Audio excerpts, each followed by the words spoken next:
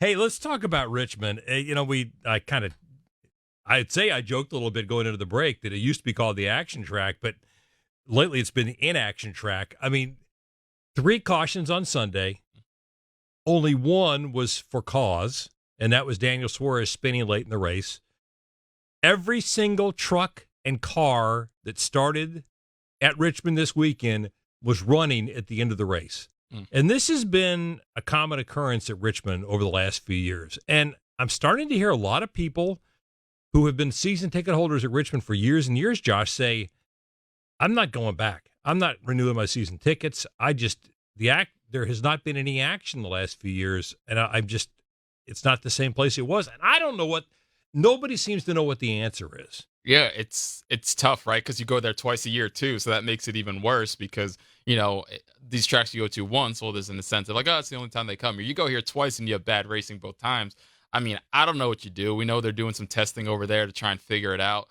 But if the drivers don't have a solution to it, I mean, you try and figure some things out. Whether it's trying to, put some traction compound down to try and help out. I don't know what the solution is. I mean, you have drivers, Chris Buescher coming in, winning the race and talking about, I wanted to put this place underwater until I won here a couple of years ago. I mean, you do have those select drivers that love the track still, but I don't have the solution for how you fix it, but I know it's in trouble.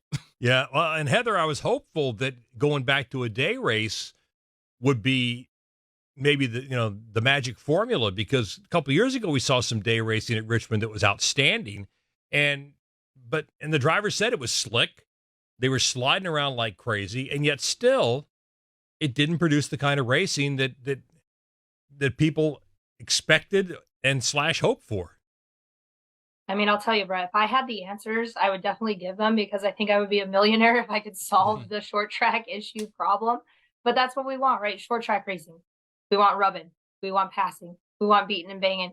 And if the guys can't catch each other to be able to do that, to try to make passes, then you don't have it. And I know I was just reading up on some articles a little bit about the testing that they're doing there right now. And they tried, I think, 6 different splitters. And they were trying to see if they could get the cars that were running up front and fast go to the back and see if they could catch back up, so that there's comers and goers and things like that. And they seem like, from the feedback from the drivers, it's still not quite there. So I don't know what the answer is, but somebody please help. We need it. No, that's the thing. I mean, and to Heather's point, did a 2-day test at Richmond on Monday and Tuesday after the race. And I know after Monday, they really didn't feel like they had found anything. And they're not looking for a big splash, Josh, just something. Mm-hmm. They're not looking for this huge home run. They're looking for base hit, a single here, a single there, a double there, maybe just something that they can kind of hang their hat on, that maybe is a step in the right direction. And I don't think to Heather's point and your point, nobody seems to have an answer for this. Yeah, and it's tough, because you want, like Heather was talking about, that side-by-side racing. You want that passing. You want it to be that must-see event, especially when you get down to the point in the season where you had 5 races left, and there's so many drivers out there that are in positions where they need to win, and you have those short track specialists that are looking at this as an opportunity, and then they get out there, and then someone's lapping the field, and there's nothing they can do, and you're shocked when you're looking at a race like Sunday, where a guy like Kyle Larson, who dominated on short tracks all year long, is a lap down and was never really a factor, and you're looking at it like, what's going on here, So it's tough, hopefully maybe they were able to figure something out in testing day 2, and they picked up on something. I won't hold my breath that they did, but I don't know what the solution is. And let's kind of lay this out there. There is an element that went into the race that was exciting for some people, and that's the whole strategy element. And you can have an exciting race, Heather, if it's a gas mileage race. So we've seen some of those where, is so-and-so going to make it on gas mileage? They're right on the edge. Will they make it? If it goes to overtime, where they stand, or where's it going to come out?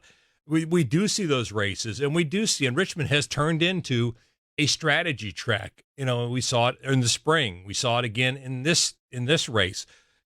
But I think you don't want to see it every week. You don't want to see a gas mileage race every week.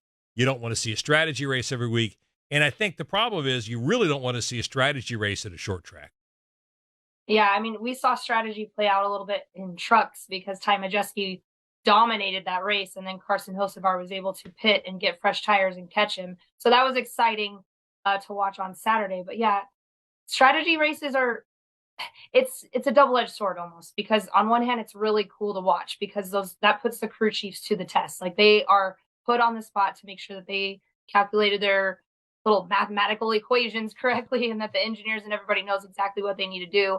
And I think it's fun to see which ones will take the risk, which one will take a gamble and try something different from another crew chief or team to come out and pull out the win. So that's why I like strategy races, but at the same time, for lack of a better word, they can just get boring because it gets out and then not really much to watch. So kind of hard, but It's the nuances. Yeah. yeah, The exactly. nuances.